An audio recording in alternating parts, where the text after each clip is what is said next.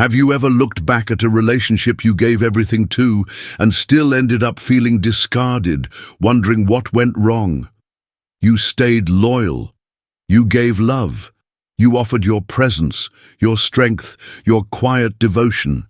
And yet, she walked away.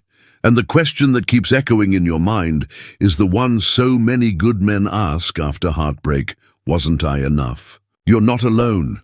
There's a quiet suffering among men over 50, men who played by the rules, who loved with honesty, who showed up every day only to find that the old rules no longer apply. And here's the unsettling truth. Maybe it wasn't about what you did wrong. Maybe it was about a truth no one ever told you, one that's been hiding in plain sight for over 2 centuries. Arthur Schopenhauer, a philosopher known for his deep and often dark observations about human nature, saw something most of us still miss. He believed that what we call love isn't magic. It isn't a fairy tale. It's a biological illusion, a trick nature plays on us to serve one purpose: survival through reproduction. Now that might sound bleak, even cold, but stay with me, because understanding this could save you from years of emotional confusion and help you rebuild a life grounded in clarity, confidence, and purpose. When you first meet a woman who lights you up, who makes your heart race and your world feel alive again, it feels spiritual. It feels like destiny. But beneath that excitement, something else is happening. Your brain is evaluating her. You're reading cues: youthfulness, health, warmth, emotional chemistry. And she's doing the same. Only her instincts are more evolved to detect strength, direction, emotional safety, and life potential. That means what we call falling in love is less about soulmates and more about survival instincts, colliding in the moment. Schopenhauer called love a kind of madness, a delusion necessary for the continuation of the species. And if you've ever felt that intense high at the beginning of a relationship, only to be devastated when it fades, you've lived that delusion. To understand why this happens, we need to go deeper into Schopenhauer himself. He was born in 1788, lived through the Napoleonic Wars, and witnessed the unraveling of traditional values. His mother was one of the first female novelists in Germany, and their relationship was famously turbulent. He believed women were driven more by nature than by nobility. His writings weren't meant to be misogynistic. They were his attempt to decode a pattern he saw repeating across societies, across time. Modern psychologists like Carl Jung later built on this idea with the concept of the anima and animus, the feminine and masculine within us all. While Schopenhauer leaned into the cynicism of biology, Jung believed we could balance the mystery of love with conscious awareness. And today we can blend both truths. Love can start with instinct, but it has to grow with intention. But this doesn't mean women are manipulative. It doesn't mean you should close your heart. It means you need to stop living in an illusion, because here's the real danger.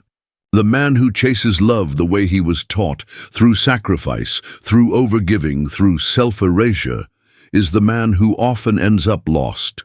If you're a man in your 50s, 60s, or 70s, you may be feeling this harder than ever. You're told to open up, to be emotionally available, to be vulnerable, and yes, those are valuable qualities. But what society doesn't tell you is this: if you lose your grounding in who you are, your purpose, your self-respect, your strength, you're not creating intimacy, you're creating dependency, and that kind of dynamic rarely leads to lasting love. Schopenhauer once said, "To be loved, one must not be just, but clever." He wasn't talking about deceit. He was talking about emotional intelligence, the ability to lead yourself, to show up with clarity, to maintain your own center even in the intensity of love. Let's bring this to life. Imagine a man named Robert. He's 58, recently divorced after 25 years. He loved deeply, worked hard, raised 2 kids, and then, almost overnight, it ended. She said she felt unseen. He was blindsided. He did everything he thought he was supposed to do. Now he sits alone, wondering where it all went wrong. He starts dating. Again, tries the apps, meets a few women. He's kind, generous, thoughtful, but somehow things fizzle out. He starts to feel invisible. Is it his age, his hairline, his income? No, it's because he's still trying to earn love through effort, instead of embodying it through presence. Think about it. How many times have you watched a relationship crumble right after it became official? In the beginning, everything feels electric, but the moment security sets in, something shifts. The spark fades, effort declines. One or both of you start to drift. That's not an accident. It's the tragedy of possession, as Schopenhauer put it, because so much of romantic attraction is tied to mystery, exploration, and growth. And when those things die, love doesn't always survive. But here's the key.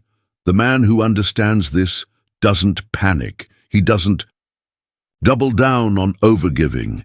He doesn't shrink himself to keep her. He returns to his purpose. He leads from strength, not fear. He stays emotionally steady, not emotionally needy. In today's world, this is more important than ever, because we're swimming in a sea of superficial validation, likes, comments, matches, attention. They feel like intimacy, but they're not. Their dopamine hits, not emotional bonds, and millions of men are giving their attention away for free, hoping to feel something real in return. It rarely works, because women, especially the kind of women you want to attract in your 50s and beyond, don't fall in love with effort alone. They fall in love with a man who knows himself. So how do you become that man? You build the 4 pillars of mature masculinity. Let's start with the foundation, because without stability, everything else collapses. Economic sovereignty. Own your finances. Not just to impress a partner, but to free your mind from stress. And dependency. Take control of your income, reduce debt, and create stability. Financial peace builds emotional presence. A man who doesn't fear the future radiates quiet confidence. Once your financial footing is solid, the next layer is just as important. Your inner world, emotional strength. Feel deeply, but don't be ruled by those feelings. Learn to observe your emotions, not obey them blindly. Meditation, therapy, journaling, these aren't signs of weakness, they're marks of wisdom. Women feel safer around emotionally steady men who don't lash out, shut down, or panic when things get tough. That emotional steadiness is powerful. But without physical vitality, it can't go the distance. Physical mastery. Your body is your vehicle for this life. Don't let it decay while your wisdom grows. Eat for vitality. Move daily. Lift weights or walk with purpose. Get regular checkups. Testosterone matters. So does sleep. So does sunlight.